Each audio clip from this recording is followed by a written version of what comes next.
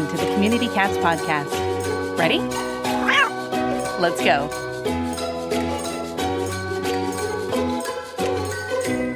Welcome to the Community Cats Podcast. I am your host, Stacy LeBaron. I have been involved helping homeless cats for over 20 years with the Merritt River Feline Rescue Society. The goal of this podcast is to expose you to amazing people who are improving the lives of cats. I hope these interviews will help you learn how you can turn your passion for cats into action. Today, we are speaking with Merritt Clifton of Animals 24/7. Merritt has been in journalism since 1968 on an animal-related news beat most of the time. He's been full-time since 1988. He was news editor at the defunct Animals Agenda magazine from 1988 to 1992, and editor of the defunct Animal People newspaper from 1992 to 2013. The organization still exists, but the newspaper doesn't. And left that to found the Animals 27 news website with his wife, Beth, in early 2014. His career highlights include receiving the first Environment Quebec Award for Distinguished Environmental Journalism in 1984 and delivering the keynote address at the first No-Kill Conference in 1995 and receiving the Program for Monitoring Emerging Diseases Award for its outstanding outbreak reporting on the Internet in 2010. Merritt, I want to welcome you to the show. Glad to be here, Stacy. You've been involved in animal welfare for quite a few years. I was wondering if you'd be willing to share with all of us how you got started and what you think has happened, especially for community cats, over the many years that you've been covering community cats. Probably my first ambition in life was, as a 5-year-old, to start what I called a kitty farm, which was really, my concept was a no-kill sanctuary. I had learned about the use of decompression chambers to kill animals in the shelters of those days and thought that was an atrocity, and like everyone else, the first thing I thought of was to try to shelter them all. Within another few years, I realized that this would be an impractical and impossible ambition, so by the early 1960s, my ambition was to try to rehome them all. I adopted a cat from a shelter, and I tried to rehome kittens around the neighborhood and so forth, and realized within a fairly short period of time that trying to rehome them all was not going to work either. After that, my family lived overseas for a year, traveling around in Western Europe, and I took the opportunity to census the cats that were out and about everywhere I went. And that was really the beginning of my interest in animal-related statistics. And I learned how to find the particular habitat areas around campgrounds and marketplaces and cathedrals and so on that would attract cats, and how to count the cats that were there and estimate the populations by day and night from what I could see. I'm still only 8-9 years old at that point, but developing techniques. I did not know that nobody else was doing this. So I was developing techniques in childhood that are now widely practiced but didn't come into vogue until decades later. By the early 70s, I had become aware of spay-neuter and was trying to encourage that as much as I could. But at that period of time, and for as long as cats have lived with humans, they were basically a friendly outdoor animal, easily tamed wildlife. They were relatively rarely brought into homes. I remember when kitty litter and cat kibble first began to appear in supermarkets, and I was already an adolescent buying baseball cards when I began to notice the cat products in the stores. They had not been there when I was younger. So at that point, in the 60s and in the 70s and on into the 80s, cats began moving into our homes overnight, full-time, and many people forgot that the cats had ever had an ecological niche and a place in human society that was not as a pet.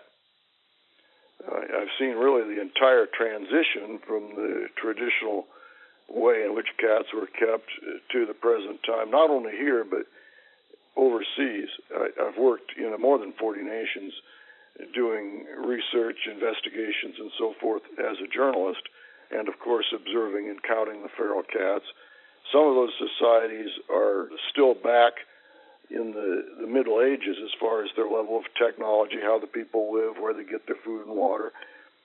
And of course they have their cats doing what cats did in the Middle Ages. And then, you had some experience with, you said in the 70s was when you started really promoting spay-neuter aggressively on an informal basis. And then going through the 80s into the early 90s, was that when you saw the beginning of the no-kill movement, crafting sort of an organized effort? There had been some no-kill shelters for a very long time. In fact, the first animal shelter founded in the United States in 1858 was an attempted no-kill shelter in Philadelphia. But the concept of no-kill as a response to population issues didn't really gain any momentum until probably the end of the 90s. And the key part of that was developing high-volume spay-neuter techniques and looking at where the animals coming into shelters came from. In the 50s, 60s, 70s, the animals coming in were primarily owner-surrendered surplus born at home, with some animals picked up for running at large by animal control. As spay-neuter caught on, more and more people were fixing their pets, the volume of owner surrender began to drop off, and at that point, shelter personnel began to realize that feral cats were the breeding component of what was coming into their shelter. The adult ferals were not the ones coming in so much as the found litters of kittens. A litter found at large, and somebody would bring it in, not knowing who the mama was or having seen that the mama got hit by a car. So there really didn't even begin to be any talk about feral cat population control until the fairly late 80s, although some people, including myself, had been fixing barn cats and other feral cats earlier. But that had only been on a sort of an experimental basis. It wasn't yet an organized program. So the first organized programs to address feral cats as a population control issue, you could look at the Stanford Cat Project that began in the late 80s. You could look at the Connecticut Project that began in the early 90s. You could look at also in the early 90s simultaneously the project that started Alley Cat Allies. But there were suddenly lots and lots of programs going simultaneously where only 5 years before there had been nothing at all. And some of the information that some of those groups got from was information from England and how they dealt with their feral cats. So they were doing feral cat spay-neuter in the early 80s. Had that been still relatively new in England, the technique too? was actually developed in Africa. The first people to do it, as near as I can find, were in Kenya and South Africa, and it spread from there to Britain and caught on in Britain. The furthest back I've been able to push the use of neuter return as a population control technique by an organization would be the early 80s, but the farthest back I can push it by individuals working on a fairly systematic basis would be in the 70s in and around Johannesburg, Cape Town, and Nairobi. So I'm going to ask you to walk down memory lane a little bit, and can you tell me a little bit about what it was like attending the very first no-kill conference back in 1995? There were 60 of us, give or take a few, in a hotel room in Phoenix, hotel conference room in Phoenix. Richard Avanzino, who's then the head of the San Francisco SPCA and now recently retired as the first executive director of Maddie's Fund, had never spoken at a conference before, and I introduced him as a speaker. It's a little hard to believe that was his first conference, but it was.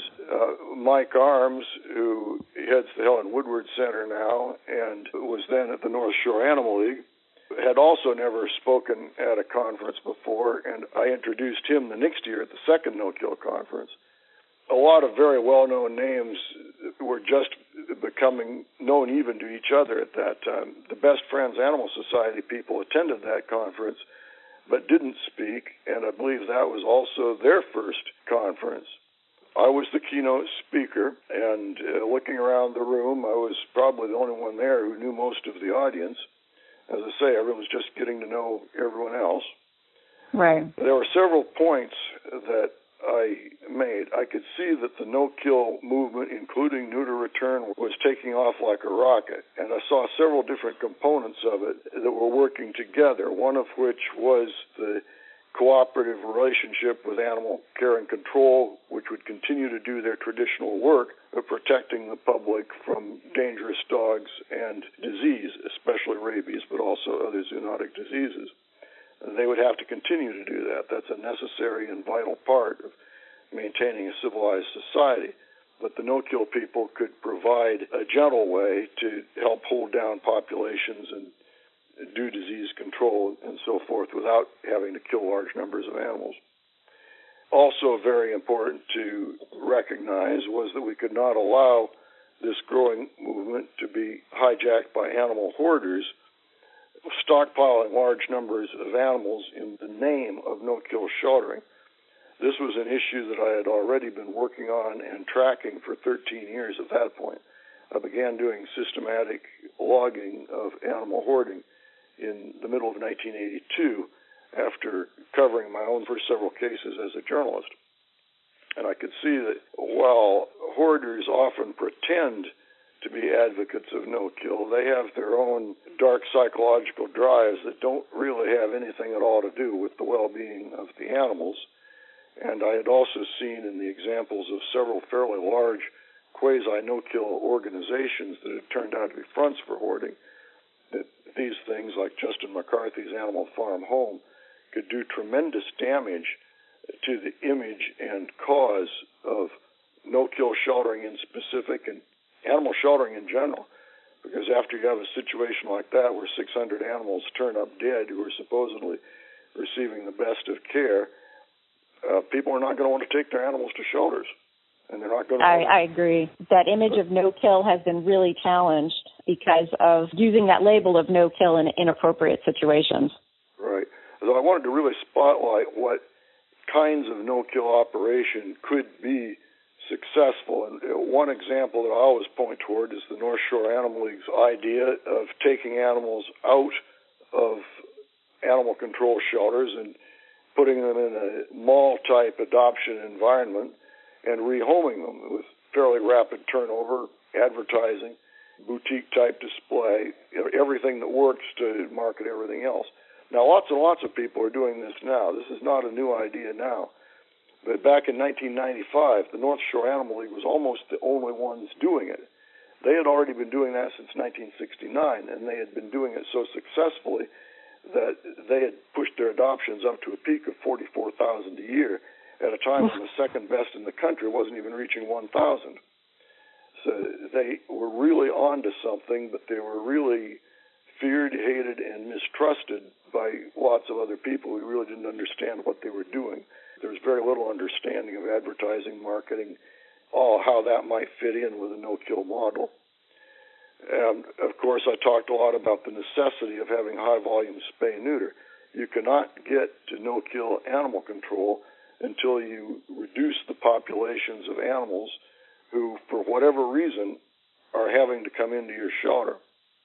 And that there are many reasons. They can be simply a nuisance to somebody, they can be a threat to wildlife, they can be a disease issue, they can be dangerous. In the case of cats, we're not talking about animals who are dangerous to human beings, but in the case of dogs, we most definitely are.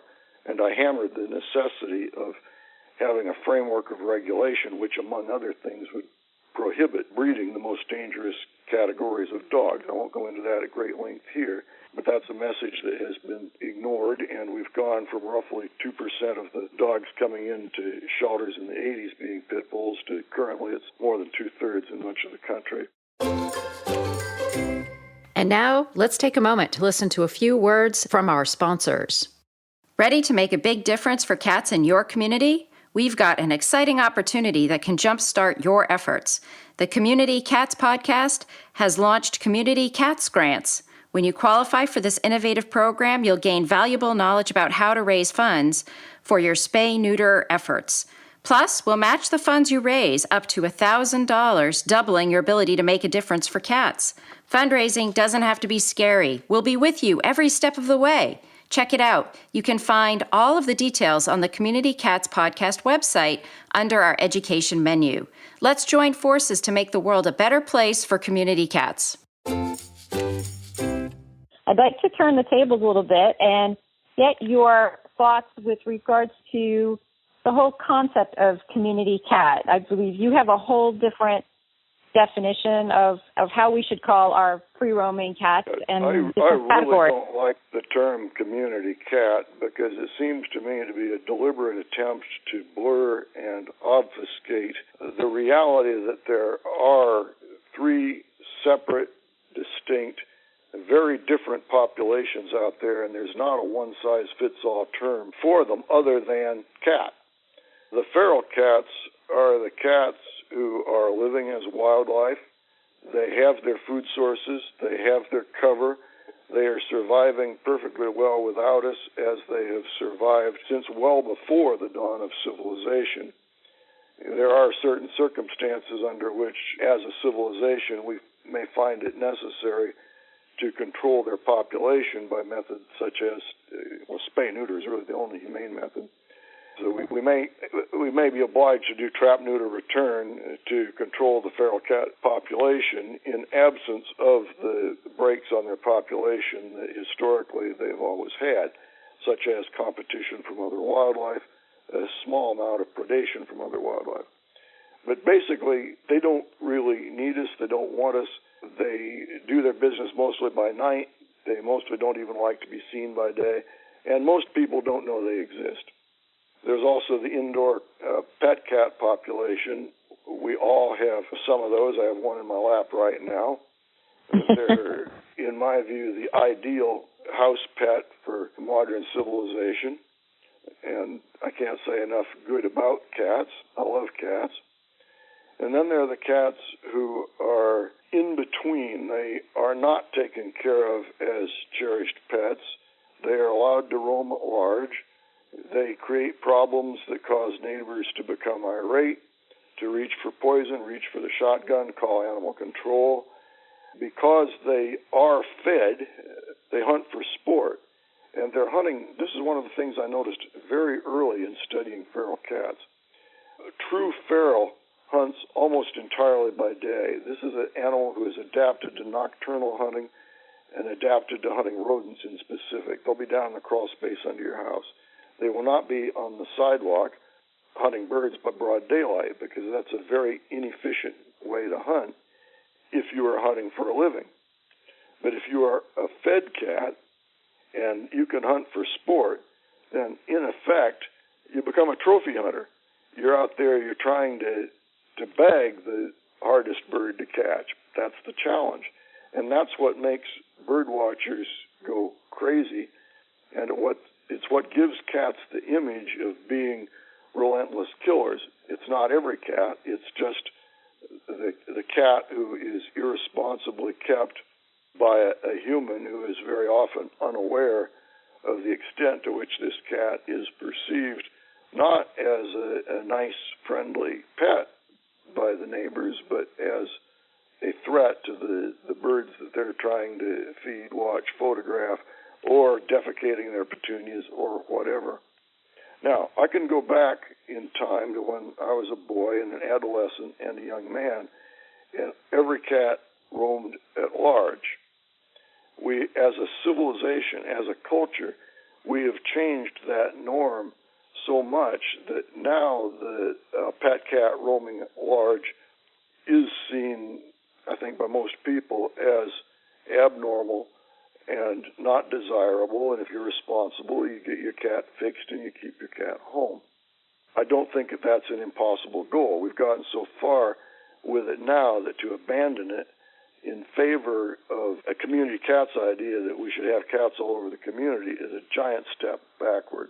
I think that, we still have to keep an eye on what our objective is, which is to reduce the overall population of free-roaming cats that can be rehomed or have another opportunity. And basically, obviously, through the spay-neuter component, that's going to naturally reduce the population on the streets. But anytime I've gone in and done a targeted project within the first 2 to 3 years, you see 60% of that population being reduced because of the stray, those kinds of things. The key word you used is targeted. You survey out the area, you fix every cat in it as rapidly as you can. What I'm seeing being done in the name of neuter return, and particularly in the name of community cat projects now, is exactly the opposite. It's scattershot. It's fixing a few cats here and there, and meanwhile that's a pretext for somebody to feed cats. You feed them outdoors in a park, a schoolyard, some other place where they're problematic, and that's not TNR. That's keeping outdoor cats. Right, I agree. I mean, whenever I've entered into a targeted area that has had controversy, saying, oh, well, we've been feeding the cats and we've got a TNR project going on here, every time I've gone in, it's 20 of the cats are spayed and neutered and the other 80 are not. And so obviously there's going to be nuisance problems and there's going to be, volume issues and that kind of thing. And so if you do commit to a targeted project, you will be successful and the nuisance complaints will go down and they will be your greatest praisers too. Right. So I think if I could wrap it up in a sentence, I'd say that if animal hoarders are the enemies of no-kill sheltering, cat feeders, in many respects, are the enemies of successful neuter return, because very often what they do is they build community resistance that then makes it difficult to impossible to conduct a program properly and effectively. There definitely are challenges for the larger picture, and I think that it is important for any program to have an objective and goal about how to create a humane community for cats in general, whether they're indoors or outdoors, and address that issue. Before we run out of time, I want to also touch upon some of the issues and a little bit of the history about the sort of birding cat controversy. You touched upon it a bit earlier, but I didn't know if you wanted to expand a bit on some of the history. Yes. You happen to be located in a community which was the home area of a very influential 19th and early 20th century ornithologist, Edward Howe Forbush, who was the first Massachusetts state ornithologist, and he hated cats.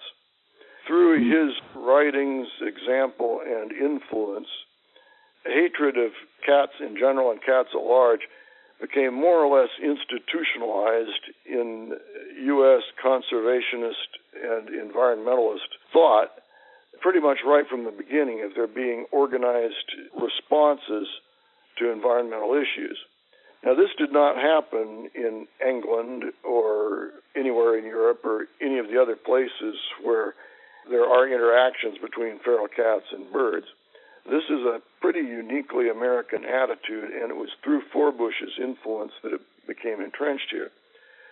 But Forbush, as it happened, was actually a very poor observer, and he was a much more influential writer than he was an observer. If you read the things that he actually wrote about cats, he fairly consistently conflated things that cats did with things that raccoons did.